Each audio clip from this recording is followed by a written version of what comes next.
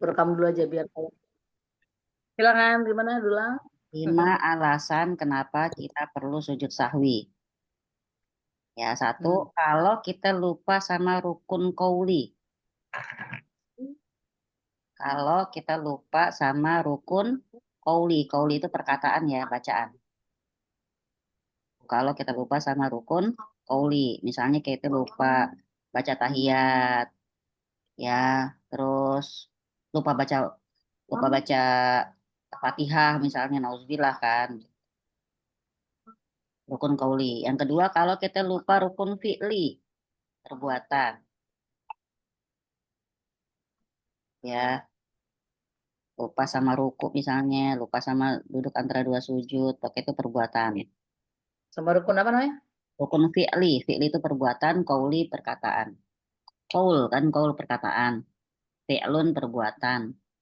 Pertama lupa rukun qauli, kedua lupa rukun fi'li, ketiga lupa lupa kunut sebenarnya itu kalau bisa sih, kan tapi ada orang yang nggak kunut ya. Hmm.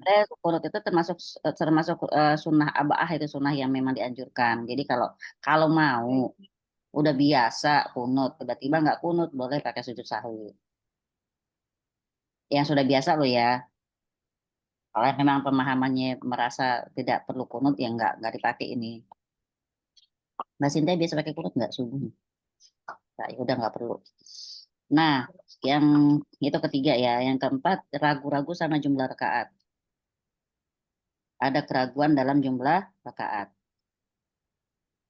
3 apa 4 gitu kan. Nah, kalau antara 3 atau 4, mendingan yakinin 3, tambah satu. Lebih baik begitu. Nah, terus atau yang kelima, ada gerakan tambahan yang berlebihan, yang seharusnya nggak perlu ada dalam sholat. Apa itu? Hmm, ngegaruknya kelamaan misalnya. Tuh,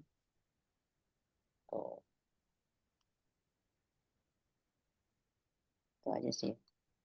Jadi sujud sahwi itu sujud yang kita lakukan untuk menyempurnakan kekurangan yang terjadi dalam sholat. Biar apa? Biar kita kelihatan sungguh-sungguh lagi memperbaiki sholat kita, gitu. Jadi kita merendahkan diri kita tuh pelupa, cuman Allah yang ingat, cuman Allah yang nggak pernah tidur, gitu sih ya. Dari dulu nggak pernah kunut, apa ya, pas nikah nggak kunut, Kak Cynthia? Dari dulu nggak pernah kunut. Oh, aneh dulu waktu sama Abah kunut sampai Abah nggak Mm-mm. ada. Aku juga kalau jamaahan kunut, tapi kalau Ya, sendirian enggak. aneh pas sama emas, pas sama suami enggak. Jadi kebiasaan aneh kan.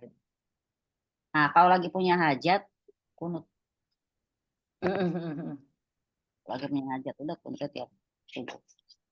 Yang di rumah juga suka gitu. Kalau ada maunya, kalau ada maunya pasti kunut. Nanti kita tahu nih, lu ayah pengen apa nih gitu. Karena jamaah kan dia tiba-tiba kunut ada. Ayah pengen apa nih gitu. Dulu Udah tahu. zaman Kalau zaman masih belajar sama guru ngaji, apal lama-lama terbolak-bolak akhirnya udah nggak jadi. iya, itu doanya bagus sebenarnya kan tuh ya, Allah madina fi man hadait, wa afina fi man afina fi man tawallait, kan gitu kan. Iya, iya bolak-bolak itu benar. Iya betul. Kayak orang baca Al-Kafirun, apanya Iya, kan iya. semua liatin kan. Ya, aku baca, aku bukan lu biasa. Bismillahirrahmanirrahim. Innal hamdalillah nahmaduhu wa nasta'inuhu wa na'udzu billahi min sururi anfusina wa min sayyiati a'malina man yahdihillahu fala mudhillalah wa man yuhlifhu fala hadiyallahu asyhadu an la ilaha illallah wa asyhadu anna muhammadan abduhu wa rasuluh. Alhamdulillahirabbil alamin. Malam ini kita kembali melanjutkan pelajaran kita ada di bab 63. Sebelumnya seminggu kemarin kita adakan gerakan-gerakan Rumil berkabung, Masya Allah ya. Terima kasih teman-teman semua atas doanya untuk Umi, untuk support kepada keluarga besar Ustazah Saidah. Semoga Allah membalas semua kebaikan teman-teman semua Hmm. dengan beribu-ribu kebaikan juga. Insya Allah, puji dan syukur kepada Nabi kita Muhammad SAW, karena hanya dengan mengharap syafaatnya lah kita bisa kembali berkumpul bersama di surganya kelak. Insya Allah malam ini sudah kurecord kan? Oke. Baik hari ini selesainya jam 9.30 ya maksimal. Udah digituin Mbak Cynthia. Ingat-ingat. Ada timekeepernya. Ini kalau misalnya 9.30 belum selesai, jadi 2 sesi ya, soalnya ini kan penjelasan. Yes. Menjaga stamina Ibu Syaidah sebenarnya saya tuh. Aku mah mendengarkan aja. Bismillahirrahmanirrahim. Assalamualaikum warahmatullahi wabarakatuh. Waalaikumsalam warahmatullahi wabarakatuh. Alhamdulillahirrahmanirrahim. Wa ba'du. Teman-teman semua, kita masuk ke bab 63, yaitu tentang jaminan Allah dan jaminan Nabinya dalam perjanjian. Jadi kita ngomong perjanjian nih. Perjanjian itu namanya al-ahdu ya. Ini kan ada kalimatnya wa aufu bi ahdillah. Jadi ahdun itu janji. Teman-teman bisa lihat ayatnya. Wa aufu bi ahdillah adalah perjanjian dengan Allah. Jadi kita pakai kata dasarnya al-ahdu. Al-ahdu itu perjanjian. Kalau ada perjanjian biasa ada apa? Ada jaminan. Ya, ada perjanjian biasa ada jaminan. Apa jaminan? Jaminan itu zimmah. Zimmah. Da'zal. Saya tulis di chat ya. Ini penting. Zimmah. Pada perjanjian pasti ada zimmah. Orang janji utang pasti ada zimmah kan. Dia menjaminkan dirinya. Dia berjanji mau diganti kapan. Jadi zimmah itu juga ahdu. Ya, zimmah adalah ahdu. Jaminan adalah perjanjian. Kenapa?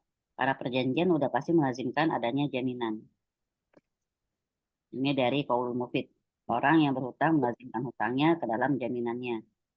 Nah, munasabah bab ini, munasabahnya dia dalam bab ini dengan keseluruhan kitab tauhid apa hubungannya? Ini maksudnya adalah orang yang menunaikan janji itu berarti dia sudah melaksanakan pengagungan kepada Allah. Ya, pokoknya di sini peringatan supaya kita itu menunaikan janji kita. Karena yang namanya menunaikan janji, apalagi janji kepada Allah itu adalah bentuk pengagungan kepada Allah. Inti tauhid kan selalu itu. Inti tauhid adalah pengagungan kepada Allah. Kalau udah janji, tepatin. Ya, menunaikan janji itu merupakan bentuk pengagungan kepada Allah. Dan kalau kita nggak menunaikan berarti tanda kita tidak mengagungkan Allah. Dan ini kalau udah meremehkan janji berarti kita udah cacat dalam tauhid. Ya, cacat dalam tauhid. Nah, sekarang kita lihat di An-Nahl 91. Gimana ini maknanya? Maksudnya apa di sini? Allah memerintahkan untuk menepati janji dan kesepakatan. Ya, menepati janji, kesepakatan, menjaga sumpah yang udah disebut dengan nama Allah gitu kan. Dan janganlah kamu membatalkan sumpah-sumpahmu itu. Ya, berarti kita harus menjaga sumpah yang sudah kita sebut dengan menyebut nama Allah. Kenapa? Karena mereka yang bersumpah dengan menyebut nama Allah berarti udah menjadikan Allah sebagai saksi atas perjanjian mereka. Udah ngambil Allah sebagai pengawas atas mereka.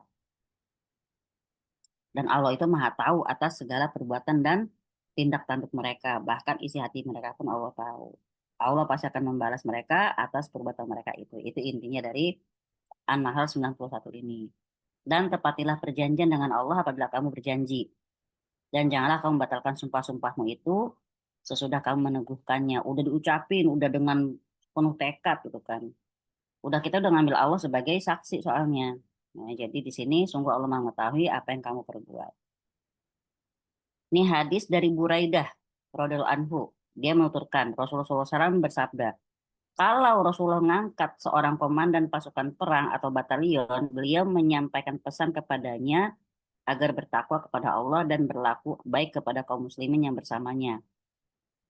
Lalu beliau SAW bersabda, berperanglah dengan menyebut nama Allah dan di jalan Allah. Perangilah orang-orang yang kafir kepada Allah. Seranglah dan janganlah kamu menggelapkan harta rampasan perang. Jangan mengkhianati perjanjian, jangan mencincang korban yang sudah terbunuh, dan jangan membunuh seorang anak kecil, seorang anak pun. Apabila kamu mendapati musuh-musuhmu dari kalangan orang-orang musyrik, maka ajaklah mereka kepada 3 perkara. Mana yang mereka setujui, maka terimalah dan hentikan untuk menyerang mereka. Jadi sebelum menyerang, diajak untuk ditawarkan 3 perkara dulu. Kalau mereka nolak baru diserang gitu. Jadi artinya di sini ada obrolan dulu, ada omongan dulu. Apa di situ? Ajaklah mereka kepada Islam, ya. Kalau mereka setuju maka terimalah dari mereka. Lalu kalau udah mereka mau ke Islam, ajak mereka pindah dari daerah mereka ke daerah kaum muhajirin. Jadi ajak hijrah harus. Dan beritahukan kepada mereka bahwa apabila mereka melaksanakan ini, mereka punya hak dan kewajiban sebagaimana hak dan kewajiban kaum muhajirin. Jadi dikasih tahu hak-hak mereka. Tapi kalau mereka menolak untuk berpindah atau hijrah dari daerah mereka, maka kasih tahu mereka bahwa mereka itu akan mendapatkan perlakuan seperti orang-orang Badui, pengembara ya dari kalangan kaum muslimin. Berlaku bagi mereka hukum Allah, sedangkan mereka tidak menerima bagian apapun dari ghanimah dan fai, kecuali jika mereka berjihad bersama kaum muslimin. Artinya ada privilege yang kurang ya dibanding kalau mereka mau hijrah. Kalau mereka menolak perkara tersebut, maka mintalah kepada mereka untuk membayar jizyah. Jizyah itu pajak ya. Kalau mereka setuju, maka terimalah dari mereka dan hentikan menyerang mereka. Mereka nggak mau hijrah nih, mau tetap di tempat mereka dan nggak mau terlalu terlibat ya udah. Tapi mereka tuh dikenain pajak. Tapi jika mereka masih juga menolak perkara-perkara tersebut, maka mohonlah pertolongan kepada Allah dan perangilah mereka. Nah, selanjutnya apabila kamu telah mengepung kubu pertahanan musuhmu, lalu mereka menghendaki agar kamu membuatkan untuk mereka perjanjian Allah dan perjanjian nabinya, maka janganlah kamu buatkan untuk mereka perjanjian Allah dan perjanjian nabinya. Tapi buatkanlah untuk mereka perjanjian dirimu sendiri dan perjanjian kawan-kawanmu. Karena sesungguhnya melanggar perjanjianmu dan perjanjian kawan-kawanmu lebih ringan resikonya daripada melanggar perjanjian Allah dan perjanjian nabinya. Artinya di sini jangan gampang-gampang kita ajak mereka untuk berjanji dengan nama Allah gitu loh. Allah itu terlalu agung untuk kita ajak dalam setiap perjanjian dengan orang yang kita belum tahu imannya kayak apa gitu ya, belum teruji. Nah, dan apabila kamu telah mengepung kubu pertahanan musuh, lalu mereka mendaki agar kamu mengeluarkan mereka atas dasar hukum Allah, maka janganlah kamu mengeluarkan mereka atas dasar hukum Allah, tapi keluarkanlah mereka atas dasar hukum yang kamu ijtihadkan. Karena sesungguhnya kamu tidak mengetahui apakah tindakan terhadap mereka itu tepat dengan keputusan Allah atau tidak. Artinya pakai keputusan negara, nggak usah pakai hukum Allah gitu, ya. Nah, sekarang gimana nih penjelasannya? Yuk kita lihat faidah hadis dari Buraidah ini. Pertama, faidah yang kita dapat apa? 1. Disyariatkannya untuk mengirim pasukan berjihad di jalan Allah. Berarti disyariatkan apa? Berarti kalau bahasa kita ya udah sunatullahnya setiap pemuda dalam Islam itu berperang ya, berjihad di jalan Allah. Disyariatkannya mengirim pasukan untuk berjihad di jalan Allah. Itu syariatnya, hadis dari Buraidah ini. Kenapa? Karena jihad itu salah satu jalan untuk menegakkan agama Allah. Dulu kan gitu kan, memperluas daerah kekuasaan Islam ya pakai jihad. Makanya ketika umat Islam telah meninggalkan jihad, terus mereka belum berdosa dan maksiat, maka Allah timpakan kehinaan kepada mereka. Kalau udah nggak ada semangat jihad, nauzubillah ya. Maka Rasulullah SAW bersabda, ini kata Rasulullah ya, kalau kalian telah berjual beli dengan sistem inah, mengekor hewan ternak kalian, terbuai dengan cocok tanam, dan meninggalkan jihad, maka Allah akan menimpakan kehinaan. Dia tidak akan mencabutnya hingga kalian kembali kepada agama kalian. Nah, ini yang zaman sekarang terjadi seperti itu.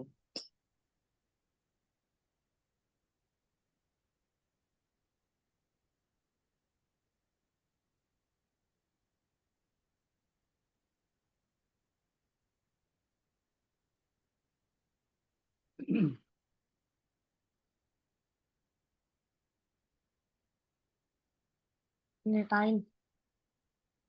Kenapa di dalam hadis ini kata Rasulullah SAW gini kan. Ini sebelum ada yang bertanya ya saya kasih tahu dulu. Ya kata Rasulullah SAW, kalau kalian telah berjual beli dengan sistem inah, ya inah itu apa? Inah itu seperti riba.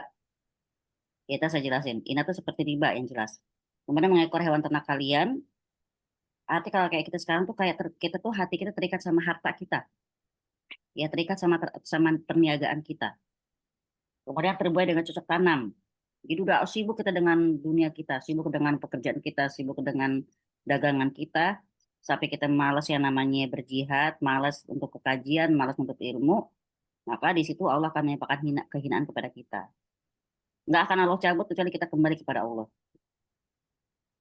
Nah sekarang penjelasannya inah itu apa? Inah itu kayak gini nih, dia jual barang secara kredit ya kepada pembeli, dia itu harganya dinaikin lebih tinggi. Nah, terus si pembeli udah beli, jual lagi ya kepada orang lain lagi. Tapi harganya dia rendahin lagi. Jadi kayak apa ya? Kayak mainin harga gitulah. Tapi di sini sebenarnya intinya ini ada manipulasi di sini gitu loh. Prakteknya bentuknya sebenarnya sama kayak riba sebenarnya. Karena dia punya keuntungan dari utang riba yang diharamkan. Kalau kalau kalau sekarang apa ya yang paling mirip kayak inah ya? Jadi pembelian yang dikreditin gitu loh. Yang apa-apa cash keras gitu ya. Kredit. Terus banyak lah yang kreditan mah. Kalau ngomong kredit semua banyak banget ya Mbak. Bahkan semua penjual kadang-kadang malah nggak mau kalau dikasih cash kan, maunya kredit kan. Dilunasin nggak boleh malah di Karena situ. keuntungannya mereka dapat dari kredit itu tuh mungkin seperti inah itu tadi ya. Bunganya dari riba, sistemnya inah gitu. Ya di Inah, karena terusnya gimana inah? inah. Kalau bilangnya eh apa? Bai al inah. Bai al inah tuh aneh tulis di sini.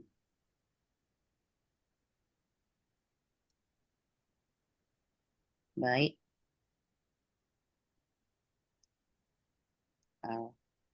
Ini. Ya, baik al inah. Nah, ini kata semua ulama, sebagian besar termasuk Abu Hanifah, Imam Malik, Imam Syafi'i, Imam Ahmad mengharamkan al-bai' al-in ini karena apa? Ada unsur riba dan manipulasi.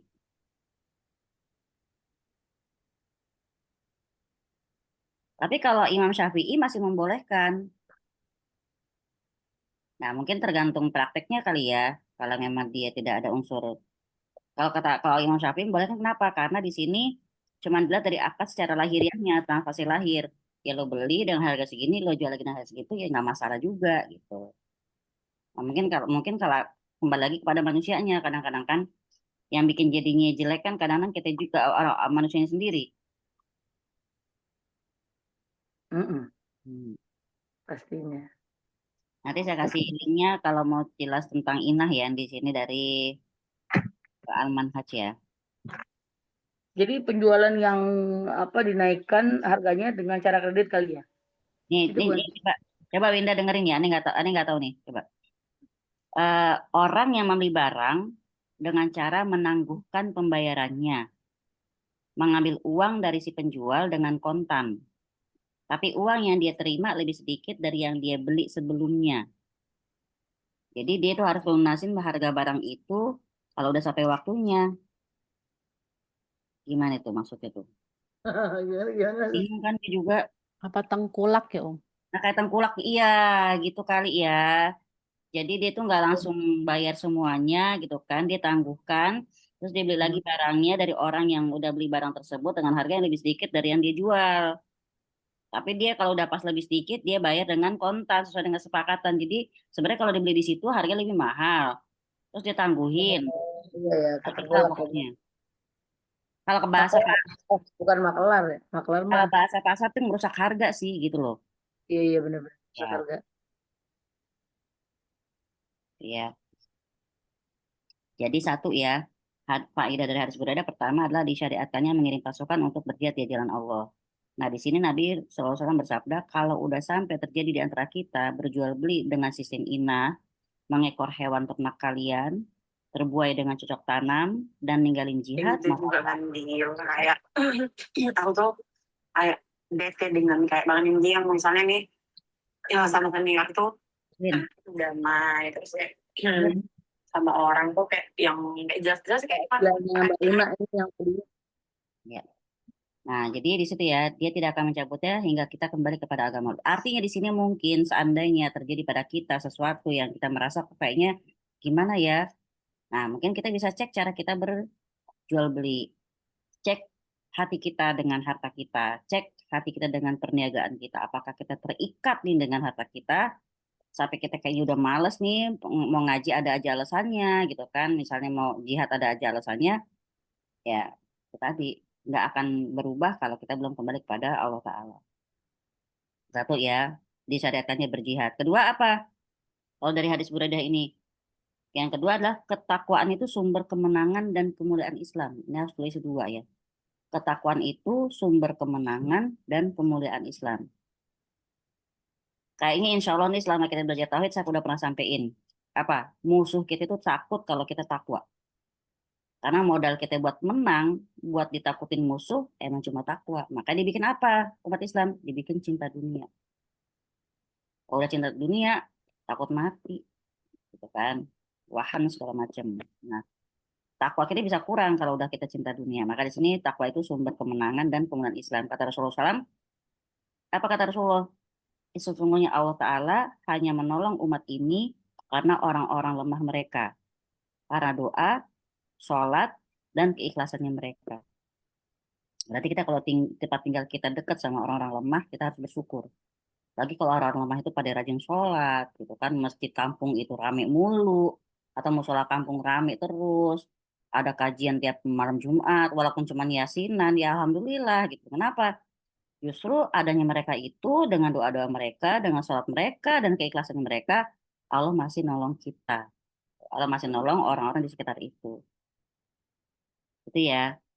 Jadi memang takwa itu jadi penolong. Nah, apa di sini? Makanya Rasulullah SAW selalu kalau dia ngutus pasukan buat perang, dia pasti kepada panglima perangnya itu dia berpesan Rasulullah SAW. Pasti dipesanin kepada panglima pasukannya. Ini ya, kata Rasulullah kan, berperanglah dengan menyebut nama Allah dan di jalan Allah. Jadi dua ya, karena Allah dan di atas jalan Allah. Nah, ini juga yang dilakukan oleh para khalifah setelah Rasulullah nggak ada. Umar, ya kan? Umar berwasiat kepada siapa? Umar pernah kirim wasiat kepada Sa'ad bin Abi Waqqas. Teman-teman tahu kan, Sa'ad bin Abi Waqqas itu siapa? Sahabat Rasulullah yang doanya nggak pernah ditolak sama Allah. Sampai Rasulullah pun minta tolong sama Sa'ad didoain. Itu ya, kualitasnya Sa'ad bin Abi Waqqas. Nah, ini Umar pun pernah berwasiat kepada Sa'ad bin Abi Waqqas dan para pasukan yang ikut bersamanya waktu itu. Nah, Umar berkata setelah memuji Allah. Apa kata Umar? Panjang banget nih. Sesungguhnya aku memerintahkan kepadamu dan siapa saja yang bersamamu dari pasukan ini untuk bertakwa kepada Allah dalam setiap keadaan. Karena semuanya ketakwaan itu kepada Allah adalah bekal yang paling utama untuk menghadapi musuh. Dan siasat yang paling ampuh untuk digunakan dalam peperangan. Dan aku memerintahkan kepadamu dan orang-orang bersamamu untuk benar-benar waspada, menjaga diri dari kemaksiatan melebihi kewaspadaan kalian terhadap musuh. Kenapa? Kalau udah kita kena sama maksiat, kalah kita. Kena sama maksiat, takwa kita kurang. Udah otomatis semuanya itu. Soalnya sebenarnya sih kalau kita berpikir ya, kayak misalnya, apa sih yang bikin kita takut ketemu sama Allah kan gitu kan? Zat yang paling sayang sama kita, eh, zat yang paling cinta sama kita gitu kan. Apa yang bikin kita takut? Dosa kita. Apa yang bikin kita berdosa? Itu tadi setan kan, kita dengan hawa nafsu kita terus. Kuncinya satu, biar kita selamat itu tadi takwa. Cuman memang setan tuh kan nggak mau banget kita selamat ya. Jadi di sini kata Umar, dan aku merintahkan kepadamu dan orang-orang yang bersamamu untuk benar-benar waspada, menjaga diri dari kemaksiatan melebihi kewaspadaan kalian kepada musuh. Tutup kan? Tutup kan? Tutup, tutup itu kamar mandi. Tuh, ada kau kan? Ya tutupin, tutupin. Ipe tolong dong kalau kamar mandi tutup sayang. Karena sesungguhnya dosa pasukan lebih berbahaya bagi mereka daripada musuh mereka. Umat Islam hanya ditolong nih ya, diperhatikan baik-baik. Umat Islam hanya ditolong disebabkan kemaksiatan musuh mereka kepada Allah. Ya, umat Islam itu ditolongnya cuma gara-gara musuhnya umat Islam itu maksiat sama Allah. Kalau bukan karena itu kita nggak punya kekuatan atas mereka. Kalau bukan karena kita nggak punya kekuatan atas mereka. Perbekalan kita juga tidak seperti perbekalan mereka. Kalau dibilang perbekalan, nah mereka kalau kita kalah sama mereka kan. Maka kalau kita samain mereka dalam kemaksiatan, berarti mereka udah punya kelebihan dari kita dalam kekuatan. Kalau kita maksiat, kita udah kasih mereka kekuatan. Kita diberi kemenangan karena keutamaan kita. Kita tidak dapat mengalahkan mereka dengan kekuatan kita. Ya, kalau pakai kekuatan kita sendiri kita nggak akan bisa menang. Tapi kalau kita takwa, Allah tolong kita. Insya Allah. Sebenarnya gampang banget ya syaratnya ya Win ya. Artinya di sini kita nggak usah takut selama kita emang sama Allah gitu kan. Nah yang bikin kita takut karena kita merasa kita nggak sama Allah. Ya kan, hati kita tuh gimana? Nah Allah Ta'ala berjanji dalam surat An-Nur ayat 55. Coba dibuka Mbak Cynthia. An-Nur 55.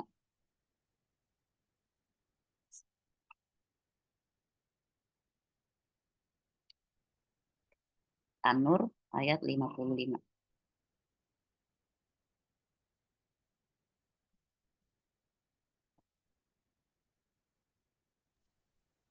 Dapat belum, Mbak? Wa'adallahu alladzina amanu minkum wa amilus sholihat. Layas Tasdifannahum fil ardi fil ardi kama stakhlafal ladzina min qablihim. wala yumakin lakum di itu ya, benar kan ya? Dinahumul lazi apa? Istadolahum. Ya, Siap. oke. Artinya, Allah telah berjanji kepada orang-orang yang beriman di antara kamu dan yang mengerjakan kebajikan bahwa Dia sungguh akan menjadikan mereka berkuasa di bumi sebagaimana Dia telah menjadikan orang-orang sebelum mereka berkuasa. Dia sungguh akan meneguhkan bagi mereka agama yang telah Dia ridhoi dan Dia sungguh akan mengubah keadaan mereka setelah berada dalam ketakutan menjadi aman sentosa. Mereka menyembahku dengan tidak mempersekutukanku dengan sesuatu apapun. Siapa yang kufur setelah janji tersebut, mereka itu adalah orang-orang yang fasik. gila ya. Kita dapat loh sini kuncinya, Win, tuh. Pengen dikasih kekuasaan sama Allah. Takwa. Mungkin kalau kita merasa kayaknya masih belum naik-naik nih level kita, ya mungkin takwa kita belum gitu, belum seperti yang Allah mau gitu ya. Allah udah berjanji kepada orang-orang yang beriman, satu, dan ngerjain amal soleh, bahwa dia akan sungguh-sungguh menjadikan mereka berkuasa di muka bumi. Kita dibikin berkuasa di muka kalau ya sebenarnya telah menjadikan orang-orang sebelum mereka berkuasa dan sungguh dia akan menunjukkan bagi mereka agama yang telah ditujukan untuk mereka dan dia benar-benar akan menukar keadaan mereka. Itu Allah yang ngomong loh ya, semudah itu.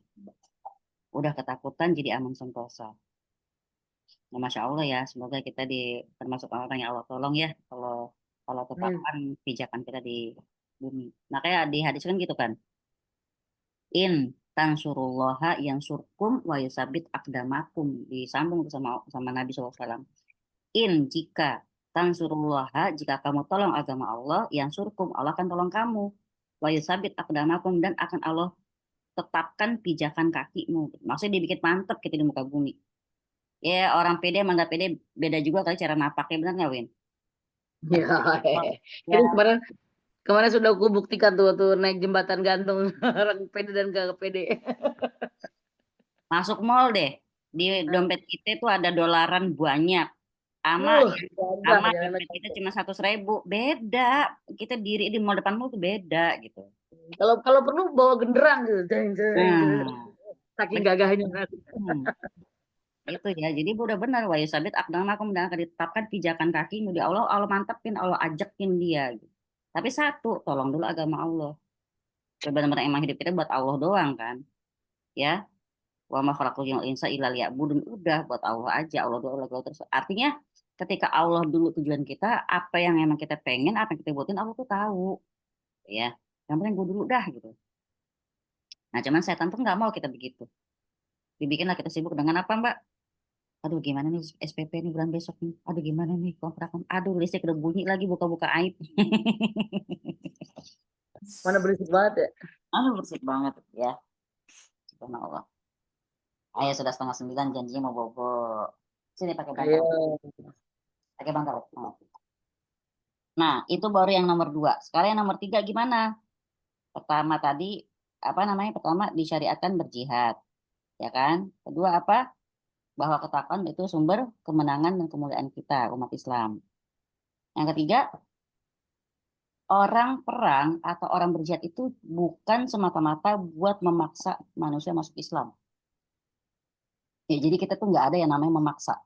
Al-Baqarah 1 ayat kursi. La ikroha fiddin, nggak ada paksaan dalam beragama. Al-Baqarah 256 ya. La ikroha fiddin, qad tabayyana rusydu minal ghayy. Tidak ada paksaan untuk masuk ke agama Islam. Karena apa? Udah jelas jalan yang benar dan jalan yang sesat. Tinggal pilih aja deh gitu. Kita tuh cuma jelasin aja. Udah kita jelasin dia mau milih, alhamdulillah enggak ya sudah. Nggak usah kita paksa. Jadi dari hadis ini kita bisa ambil apa? Pelajaran penting bahwa perang atau jihad itu bukan untuk memaksa manusia masuk Islam. Enggak. Ya. Kenapa? Karena tadi syaratnya ada banyak kan di buku udah kita baca kan. Ada ditetapin jizyah, ada di apa namanya? Oke, boleh, tapi lo nggak dapat ghanimah ya, nggak dapat harta rampasan perang. Ada. Nah, di sini kalau kata ulama, kata Syekh Soleh Al-Utsaimin rahimahullah belum mengatakan hadis ini adalah isyarat bahwa perang bukanlah jalan untuk memaksa manusia masuk ke dalam Islam. Kalau emang perang itu sebagai syariat atau memang sebagai cara buat bisa maksa orang masuk Islam, nggak mungkin ada syariat jizyah. Nggak mungkin ada syariat jizyah gitu ya.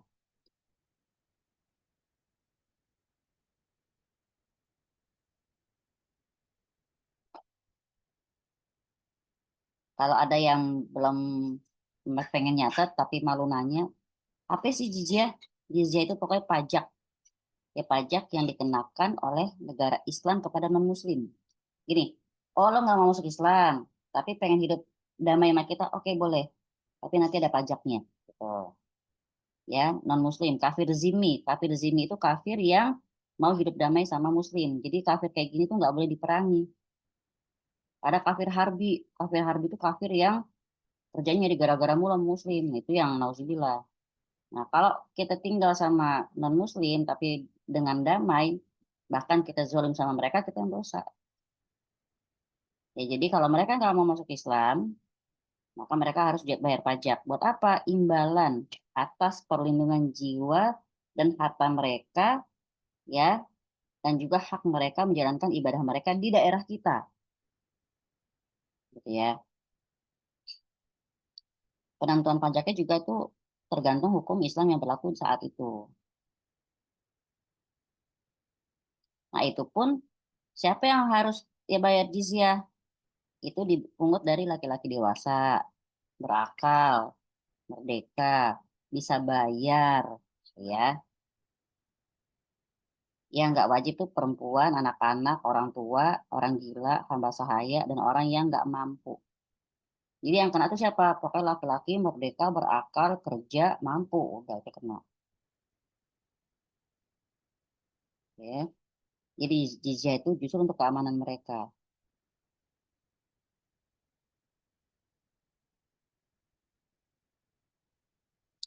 Jadi di sini Rasulullah SAW juga pernah ngomong gini, jangan bunuh Walid, Walid, gitu ya. I-nya 2. Siapa Walid? Walid itu anak kecil. Dalam peperangan nggak boleh bunuh anak kecil walaupun dia non muslim. Kenapa? Kak bisa jadi kelak dia jadi orang yang dapat hidayah. Nggak boleh bunuh anak kecil, nggak boleh bunuh rahib. Ya kalau zaman sekarang apa? Nggak boleh bunuh orang soleh, ulama, ustadz, pendeta tuh jangan dibunuh. Orang tua dan wanita tuh nggak boleh. Kecuali kalau mereka emang ikut perang, ya. Atau mereka jadi cheerleadernya tuh, memotivasi buat bunuh muslim. Ya, atau pihak yang punya ide dalam peperangan tuh dibunuh tuh. Ada kejadian namanya Darid bin As-Sammah waktu perang Sakif. Perang Sakif dia itu orang tua dan buta pula, tapi dibunuh. Kenapa? Dia jadi dalangnya, dia otaknya. Jadi dia dibunuh. Jadi ini dalil ya, hadis ini ada dalil bahwa perang bukan karena tujuan buat memaksa orang masuk Islam. Tujuannya buat apa? Melindungi Islam itu sendiri. Dalilnya apa? Kita nggak boleh bunuh mereka, anak kecil, orang tua, perempuan. Jadi kalau emang perang tujuannya seperti itu, buat maksa orang masuk Islam, pasti nggak ada yang namanya diperintahkan membunuh mereka. Kalau mereka nggak mau masuk Islam, bunuh nggak ada. Ya pasti apa? Pasti akan ada cerita seperti itu. Ya, itu baru ketiga. Yang keempat gimana? Yang keempat disyariatkannya untuk hijrah ke daerah lebih baik agar dapat ilmu. Jadi kalau orang udah mau menerima Islam, ajak mereka untuk hijrah. Ini orang Baduy ini ketemu sama Ustadz Umar Mita lagi ke sono misalnya, masuk Islam mereka cuman berapa 5 orang misalnya. Harusnya mereka hijrah. Biar apa? Biar dapat akses untuk belajar. Karena kalau di sana terus nggak bisa. Gitu. Jadi mah harus hijrah itu. Ya disyariatkan untuk hijrah agar dapat ilmu. Kata Nabi SAW, kemudian ajaklah mereka berhijrah dari daerah mereka ke daerah orang muhajirin. Orang yang hijrah gitu ya. Ini isyarat bahwa apa? Bahwa yang diperangi adalah orang Baduy dalam hadis ini. Kalau mereka masuk Islam, maka mereka diharapkan berpindah ke negeri orang muhajirin buat belajar agama. Kalau orang masih di pedalaman, susah buat mereka belajar. Seperti dalam surat At-Taubah 97. Allah Ta'ala berfirman, gimana Mbak Winda? At-Taubah ayat 97. At-Taubah. 97. Taubah. Al-A'rabi asyaddu kufron. Ya, dari situ.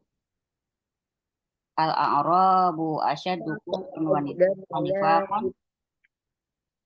Orang-orang Arab Baduy itu lebih kuat kekafirannya dan kemunafikannya, dan sangat wajar tidak mengetahui hukum-hukum yang diturunkan Allah kepada Rasulnya. Allah Maha Mengetahui, Maha Bijaksana. Ngeri kan? Jadi kalau mereka udah sampai menerima Islam, ajak keluar.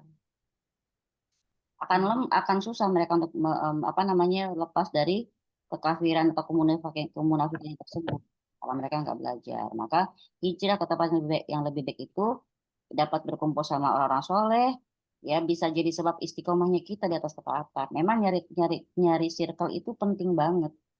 Nyari circle Banget. harus orang soleha yang benar-benar emang berani negur kita, ya yang ngingetin lu duha belum lu kan gitu, kayak si Winda tuh punya circle duha. Mungkin kalau bagi kita kayak kayaknya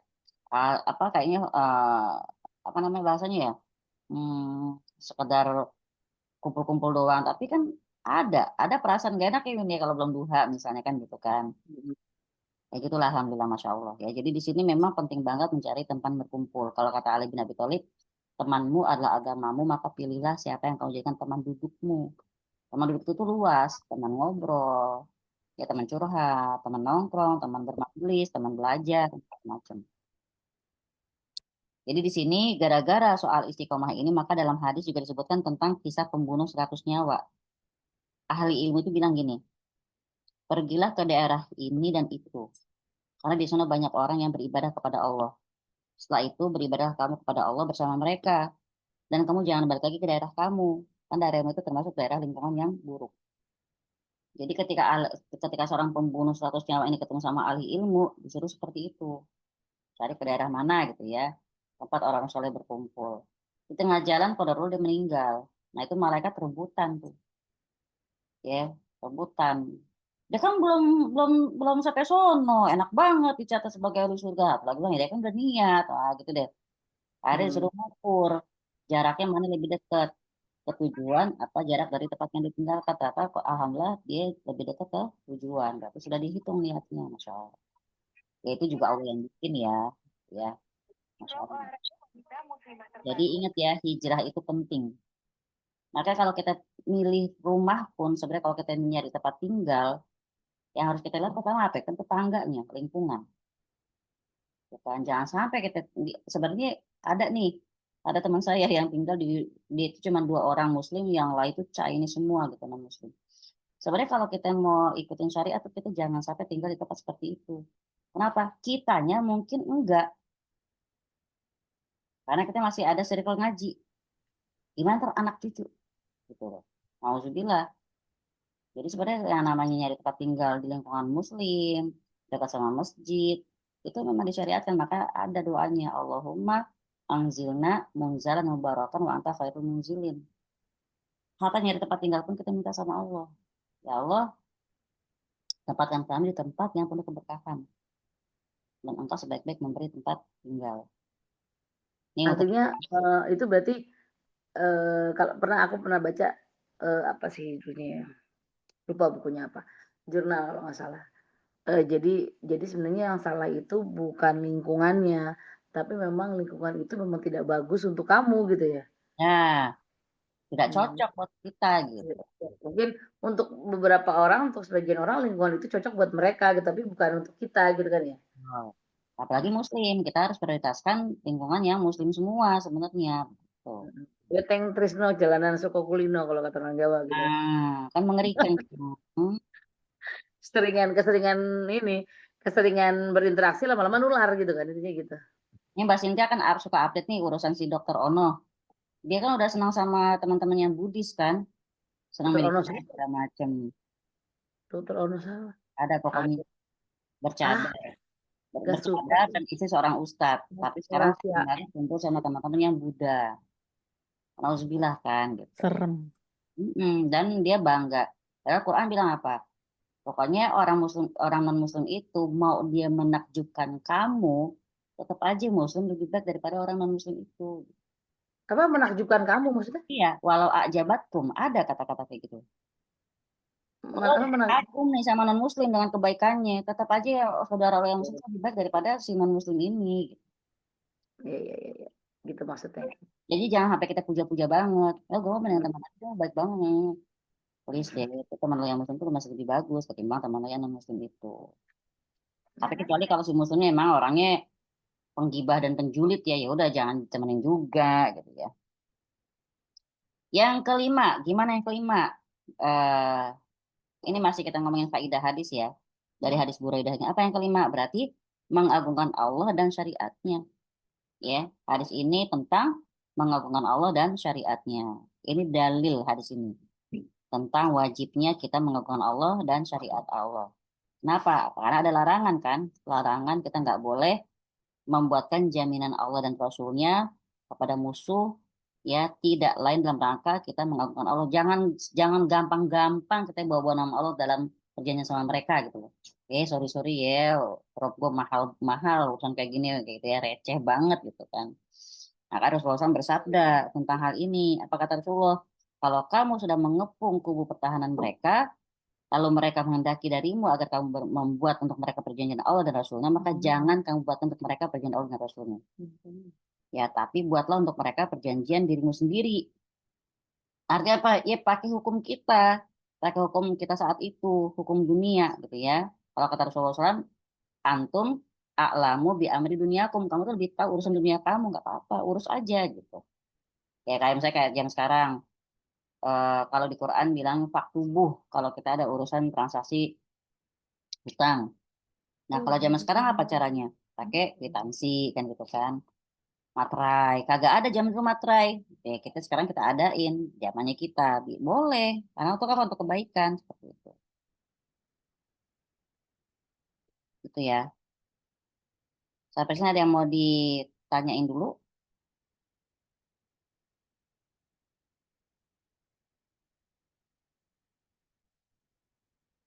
Ada yang bertanya dulu nggak nih?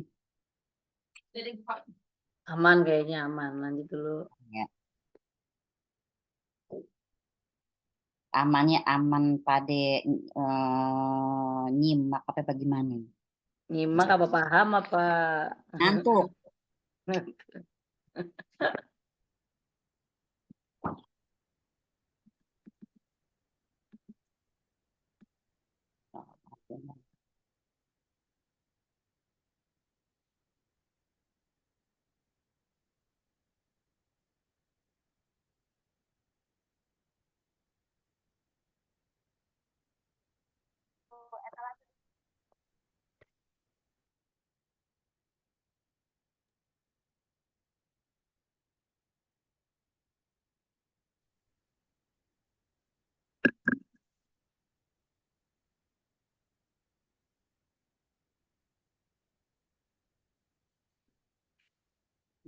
Ini cuma berapa lembar sih?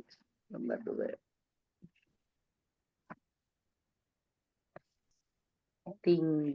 Kita tuh tinggal 1, 2, 3.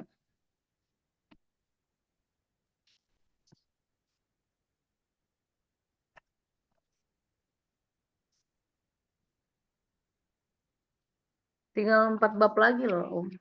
Iya, Hataman nih, kita harus makan-makan nih. Harus masa offline nih. walaupun kita online kalau lagi hataman kalau bisa kita kumpul ya. Iya dong. Weekend ya, Siap.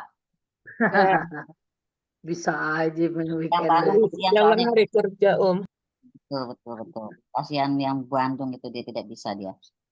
Hmm. Ya, jadi intinya itu ya kalau kita ngomong soal perjanjian, intinya tetap satu ya di dalam buku tauhid ini pengagungan kepada Allah Ta'ala. Jadi jangan pernah kita nih sebagai hamba Allah ya sebagai bahasanya apa ya?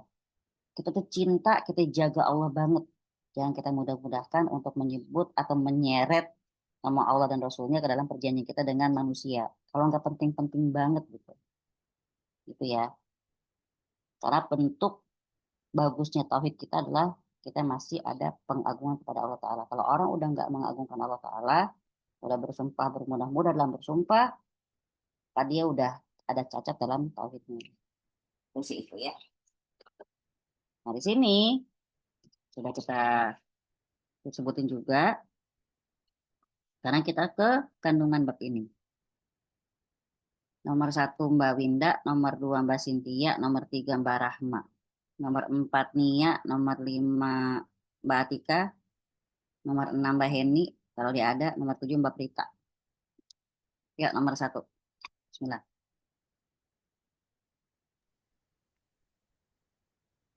Perbedaan antara perjanjian Allah dan perjanjian Nabi-Nya dengan perjanjian kaum muslimin. Jadi itu ya perbedaan antara perjanjian Allah dan perjanjian Nabi-Nya dengan perjanjian kaum muslimin harus berbeda. Tadi jangan sembarangan kita ngasal-ngasal membawa nama Allah dalam perjanjian dengan kaum non muslim. Ya kenapa? Kita belum tahu sekuat apa mereka memegang janji mereka gitu loh. Jangan sampai seakan-akan eh, apa namanya tiba-tiba mereka melanggar nih. Kita yang kayaknya kita harus merasa bersalah banget sama Allah gitu loh. Ya kan? Ih, udah gue bawa nama Allah, tapi mereka melanggar kan kayaknya dilecehin banget gitu. Jadi kita harus mengarah dalam hal tersebut. Yang kedua, Tuntunan yang diberikan Rasulullah yaitu supaya mengambil alternatif yang lebih ringan resikonya dalam 2 perkara tersebut. tadi ya masalah perjanjian tadi. Jadi insya Allah nih teman-teman hadis ini alhamdulillah di sampingnya bertahap biar kita memahami bagian-bagiannya. Kalau langsung jebret mungkin kita nggak paham, ya kan? Pesan-pesan Allah di dalam hadis ini, masya Allah. Yang ketiga, merenungkan sabda beliau Shallallahu Alaihi Wasallam, berperanglah dengan nama Allah di jalan Allah. bisa dijelasin Mbak Rahma kira-kira gimana tuh? Iya, berperang. Kalau misalnya mau berperang pakai nama Allah, telat nggak Tadi saya Nggak apa-apa sayangku. Ada mah pinter cuma lo profile aja suka nyamat dia. Pokoknya berperang dengan nama Allah ya kita bawa nama Allah tadi kan berahmat. Agungin Allah dan kita benar di jalan Allah. Kita di intan surah yang surkum. Pokoknya untuk Allah kita tolong agama Allah. Nah dengan apa? Dengan ketakwaan. Karena takwa itu modal kita buat menang dan mulia. Kalau nggak ada itu nggak bisa. Ya kalau nggak pakai nama Allah ya nggak bisa juga. Kan? Jadi berperang itu harus karena Allah untuk Allah. Nomor 4. Disyariatkan untuk memerangi orang-orang yang kafir kepada Allah. Ya, tapi jangan jadi gara-gara juga ya. Ya orang kafir teman kerja gitu lagi enak-enak dia main itu aja. Nih ya suruh juga baca ayat kursi jangan. Ya, lakum dinukum waliyadin. Ini orang kafir yang mana yang disyariatkan untuk kita perangi orang kafir yang memang tidak mau berdamai. Ya orang kafir yang memang pengen memerangi kita juga. Ya kayak si Sriwil itu nauzubillah ya. Itu seumur-umur kita perangi itu mereka. Walan tardo angkal Yahudu walan Nasoro hatta tatademilatahum. Nggak akan pernah ridho orang Yahudi dan Nasrani itu sampai kita ikutin agama mereka. Makanya kalau kita yang bukan di Palestina, kita harus lebih jeli mata kita, lebih jeli kewaspadaan kita. Karena musuh-musuh itu dengan cara halus gitu. Yaitu tadi dengan media sosial, ya, sobat-sobat yang bertebaran. Kita harus benar-benar belajar biar apa? Biar kita kenal musuh kita. Oke. Kemudian yang kelima, supaya senantiasa memohon pertolongan kepada Allah dalam berperang melawan orang-orang kafir. kenapa harus selalu mohon pertolongan Allah? Karena tadi yang berperang karena Allah dan untuk Allah. Ya, Dan Allah yang bisa menolong. Karena ketakwaan sumber kemenangan, yes, cakep. Karena itu tadi Mbak Tika, karena kalau kita minta tolong sama Allah, dengan jalan kita jaga ketakwaan, kita menang. Kuncinya tadi, kalau udah takwa berarti jangan maksiat. Ya, ini bukan bayangin perang yang di sono doang ya, bukan perang yang di Palestina. Kita yang di sini juga perang.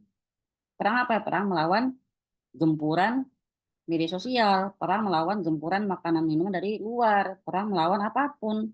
Jangan sampai apa yang masuk ke dalam tubuh kita dan anak kita sesuatu yang haram. Jangan sampai kita bermaksiat. Ya, nauzubillah. Karena maksiat itu kan namanya kita ngulur-ngulur sholat itu udah maksiat. Nah, kalau kita udah kena makanan minuman yang sembarangan itu bikin malas ibadah, serius. Ya.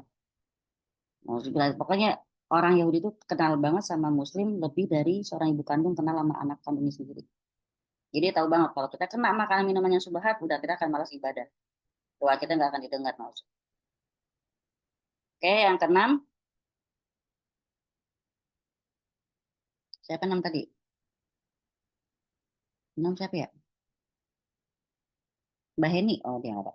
Perbedaan antara hukum Allah dan hukum ijtihad para ulama. Apa bedanya? Tadi ya yang masalah ini nih, di sini nih.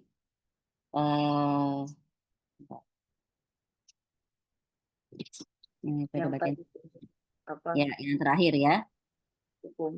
Nah, dan kalau kamu telah mengepung kubu pertahanan musuhmu, lalu mereka menghendaki agar kamu mengeluarkan mereka atas dasar hukum Allah, maka janganlah kamu mengeluarkan mereka atas dasar hukum Allah. Tapi keluarkan mereka atas dasar hukum yang kamu ijtihadkan. Jadi bikin hukum aja. Ya, kayak misalnya kepada kepala daerah gitu kan, pada gubernur atau kepala desa, bikin hukum di situ untuk desa kamu, pakai ijtihad kamu sendiri. Karena sungguhnya kamu tidak mengetahui apakah tindakan terhadap mereka itu tepat dengan urusan Allah atau tidak. Artinya ini urusan dunia gitu ya. Jangan gampang-gampang kita bawa kalau dalam urusan sepele dengan orang kafir lah gitu ya maksudnya. Kita dalam bentuk pengagungan pada Allah itu sendiri. Yang ketujuh, Mbak Prita. Ya, Monggo. dalam situasi yang diperlukan, seperti tersebut dalam hadis disyariatkan kepada komandan atau pemimpin untuk memutuskan hukum dengan menyatakan dari ijtihadnya. Hal itu karena dikhawatirkan hukum yang diputuskannya tersebut tidak sesuai dengan hukum Allah. Nah, itu ya. Jadi memang di sini sudah apa namanya? Pemimpin ya, kepala komandan, dia itu udah dikasih wewenang ya, maka disyariatkan kepada komandan atau pemimpin untuk benar-benar menyatakan dari ijtihad sendiri. Maka orang yang paham yang dia harus jadikan panglima perang. Kalau enggak kayak gitu di kualitas hukum yang dia putuskan enggak sesuai dengan hukum Allah.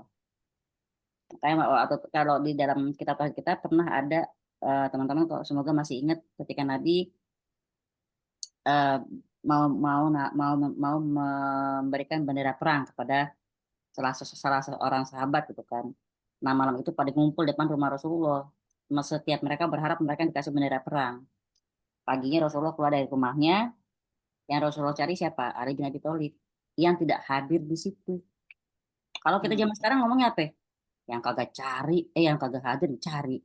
Kita yang nunggu dari semalam kagak dipilih kita kan gitu kan. Tapi namanya mereka harus taat sama Rasulullah. Rasulullah cari Ali bin Abi Thalib mana? Nggak ada. Kenapa? Lagi sakit mata.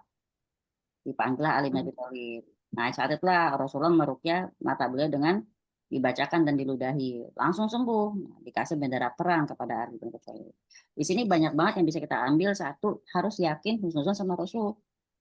Jangan protes gitu loh. Walaupun kita mau semalam-malaman di situ, kalau memang kita kagak dipercaya untuk megang bendera perang, ya kagak juga.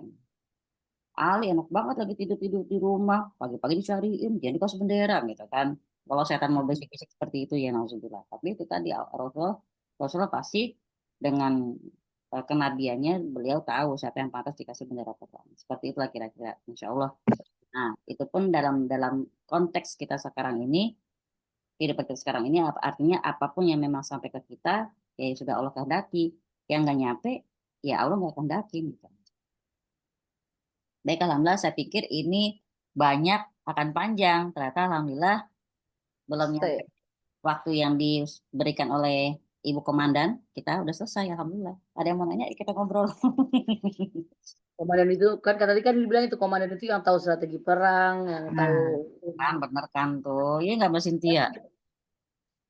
Mbak Aku Tika kan nggak udah tahu pernah maksudnya umroh. gitu. Mbak Tika udah pernah umroh, Mbak Tika? Ya alhamdulillah. Udah 2 minggu. Ada yang baru pernah umroh, teman-teman. Mbak Cynthia nggak nanya apa-apa nih? Nanya dong. Kagak seru, kagak nanya. Mau nanya Monggo. Ya. tadi kan dibahas terkait kita memusuhi kafir ya kecuali yang hismi tadi ya. Nah kalau misalkan ada apa namanya yang non muslim tapi baiknya nauzubillah gitu baik banget.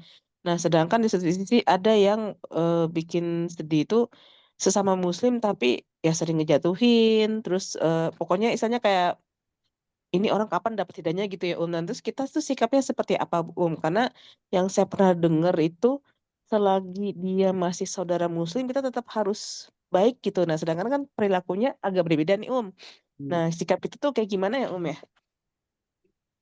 Jadi gini, bismillah ya. Ini kita lihat dulu surat Al-Bayyinah. Ya. Surat Al-Bayyinah. Ada di situ disebut Syarrul Bariyah. Syarrul Bariyah.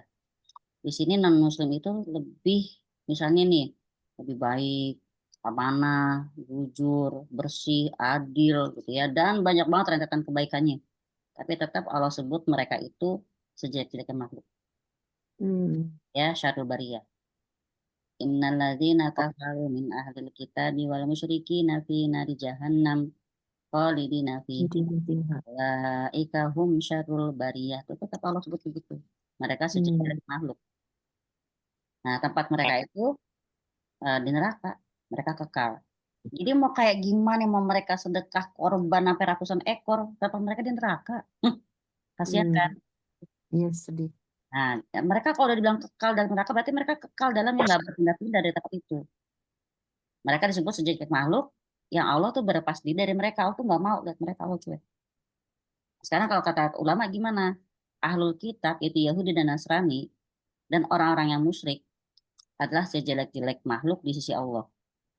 Kalau mereka terus sejelek makhluk maka bisa dipastikan ya pada mereka tuh kejelekan.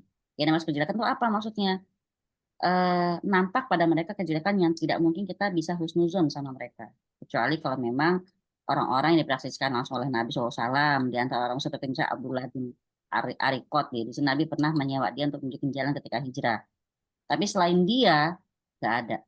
Mayoritas orang musyrik itu nggak bisa kita percaya karena mereka adalah sejelek makhluk itu pesan ulama kepada kita. Jadi kalau misalnya nanti Mbak Nia nanya, gimana nih orang non muslim teman gue kok baik banget, tapi yang muslim kok gimana apa kok malah kayaknya nyakitin gitu ya. Non muslim tuh lebih banyak setannya. Kenapa? Bukan non muslim. Orang muslim tuh lebih banyak setan yang deketin. Kenapa ya? Karena itu tadi setan nggak pengen muslim itu lulus gitu. Makanya ya kewajiban kita kalau dibilang Allah senang sama orang yang menjaga dirinya dari pergaulan supaya dia nggak kena dosa. Misalnya nih, gak banyak dosanya. Allah senang, tapi Allah lebih senang lagi sama orang yang tetap bergaul dan bersabar dengan aneka karakter sesamanya. Berarti kalau misalnya ketemu teman yang muslim tapi nggak baik, sabar. Ketemu non muslim yang baik auzubillah, jangan takjub.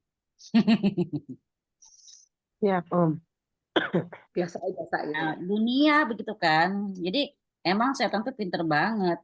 Kalau non muslim tuh kayak baik ya, kayak kita ke negara-negara non muslim lah. Saya ke Jepang tuh misalnya tuh, kejujuran dijunjung tinggi di sono. Baru kena Nah, isu benar. aja mereka udah malu kan. Benar. Ya, coba di negara kita, bukan sekedar isu, udah keruan, masih bisa kesini dengan tersenyum lepas, begitu ya. Jujur lah. Boleh tambahin nggak, Boleh. Kan emang kayaknya kita kan diciptain Allah urutan kita tuh kayak, makanya nggak, ini belajar tauhid nggak boleh syirik. Jadi itu dulu yang kita bisa pilah-pilah. Jadi maksudnya kalau hubungan sama Allah udah nggak bener orang itu, ya itu kita harusnya merasa nggak seneng karena kan itu Tuhannya kita gitu. Nah, tapi kalau hubungan sama manusia di bawahnya, jadi ya udah, emang kadang dibikin sama setan tuh kita ngelihat selalu orang barat kayaknya keren-keren gitulah, baik gitu ya. Ya. Tapi karena kita udah tahu kita lagi di zaman apa sekarang ini, jadi kita akhirnya memaklumi bahwa oh iya, kita tunggu kemenangan kita tuh nanti. Sekarang emang lagi saatnya kayak lagi begini gitu. Benar, benar. Ini saya kasih suratnya di sini. Bentar. Saya ini banget nih. Yang dibilang walaupun dia menakjubkan ya. Bentar. Masih dia. Itu petambahnya dari Mbak Rahma bagus tuh. Jadi kita lihat benar apa namanya. Oh, Al-Baqarah 221 ya. Al-Baqarah 221. Al-Baqarah 221. Ini juga buat anak-anak kita nih yang dalam rangka mereka mau memilih jodoh. Mau menakjubkan kayak apa non muslim itu tetap aja jangan pilih mereka gitu ya. Jangan sampai kita nikahi anak-anak kita dengan orang musyrik. Karena itu tadi bagaimanapun juga di sini ya.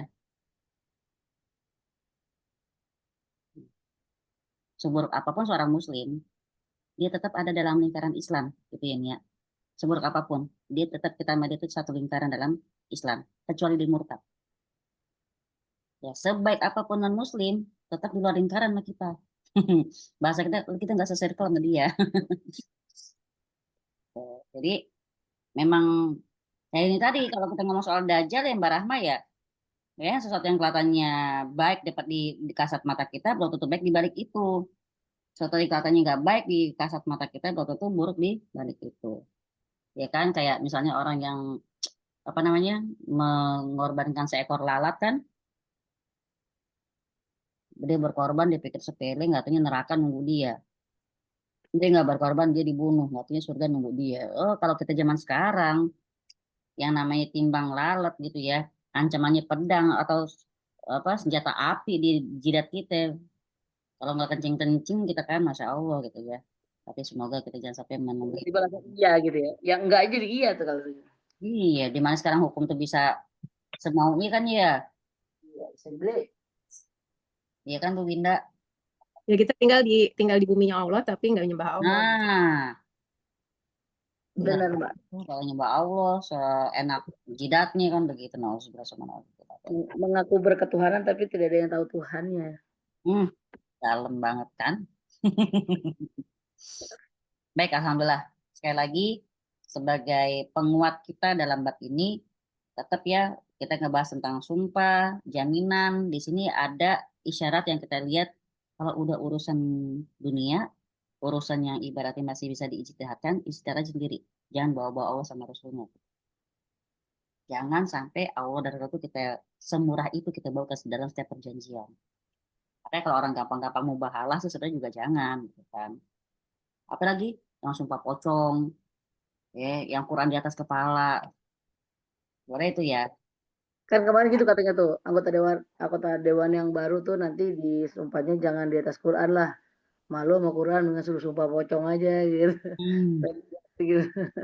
Iya, malu sama Allahnya kan, kayaknya. Sebenarnya mereka kalau di Al-Baqarah kan yukhadinallahu walazina amanu, mereka tuh niatin nipu Allah, tapi mereka lagi nipu diri mereka sendiri. Kan biar tidak dapat kepercayaan orang kan, sebenarnya lagi nipu diri sendiri, tapi mereka ketawa-ketawa dalam rangka itu, nauzubillah. Emang jabatan musibah ya, nauzubillah.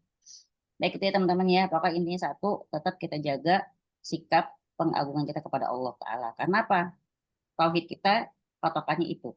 Kalau kita udah hilang sikap pengagungan, berarti kita sudah cacat dalam tauhid kita. Alhamdulillah. Iya benar Mbak Mania Damayanti benar. Iya mayoritas ditaruh di makanya kemarin tuh pas yang lagi itu tuh yang lagi rame-ramenya kemarin kan pada bilang semua ASN anggota dewan gitu kan jangan naruh Quran di kepalanya katanya jangan sumpah di atas Quran tapi sumpah pocong gitu. Soalnya khawatirnya mereka lebih takut sama sumpah pocong ketimbang sumpah yang di atas Quran itu di atas kepalanya ada Quran. Nia jadi ASN yang amanah, wakil dari kita. Iya. Amin, insya Allah Pasti tertatih-tatih Mbak, tapi kelak akan terlatih Mbak. Asik. Tapi lelah banget bakal kita kalah sendirian Iya benar. Mayoritas soalnya Ya alhamdulillahnya Nia kan nyari circle kan di luar kerjaan itu untuk apa? Pasti Nia tahu Nia tuh butuh mengisi rohani kan. Alhamdulillah jadi pasti ini artinya di sini Allah masih mudah gini. Pokoknya kalau Allah udah menghendaki kebaikan bagi hambanya, ya yufaqihu fiddin, Allah akan kasih pemahaman dalam agama. Pemahaman apa maksudnya? Dia paham bahwa itu harus beragama. Dia paham bahwa itu harus paham dengan agama. Dia paham bahwa itu harus ada yang harus dia cari dalam syariat agamanya ini. Jadi dia tuh nggak akan bingung dalam aktivitas dia di kerjaan dia. Nah, aneh tanya nih ya, Masya Allah kita udah 2 tahun lebih ya.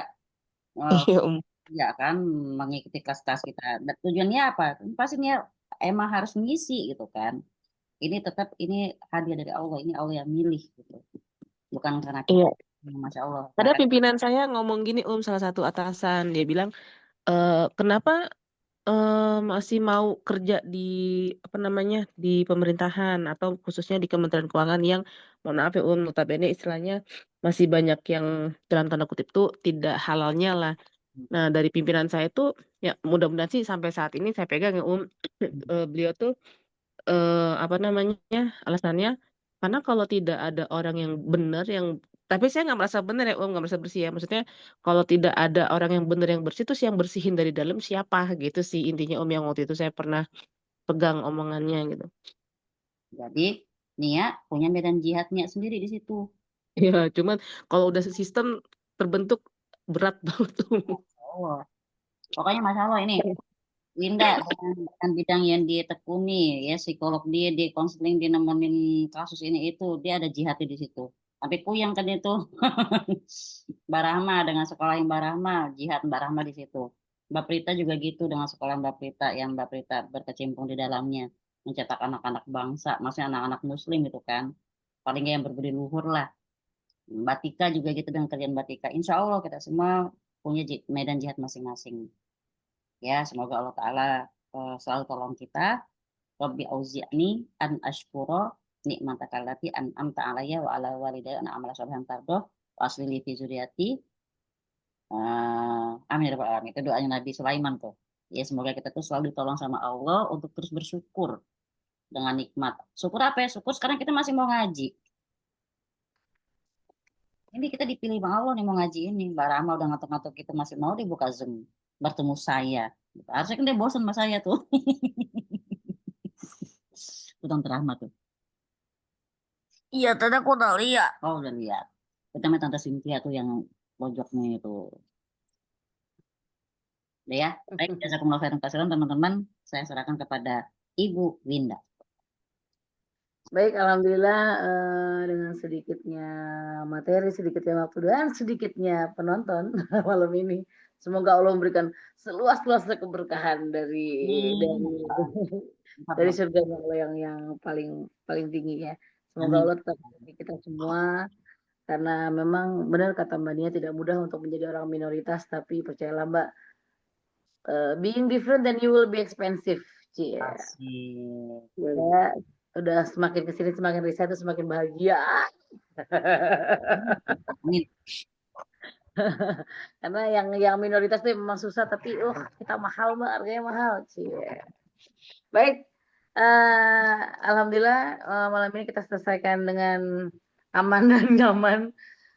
Kita baca istighfar dan doa kafaratul majelis. Astagfirullahaladzim. Subhanakallah. Anta Astaghfirullah wa atubu ilaik. Jazakallah Khairan. khairan. Oh ini ada juga receive an email notification. Oke.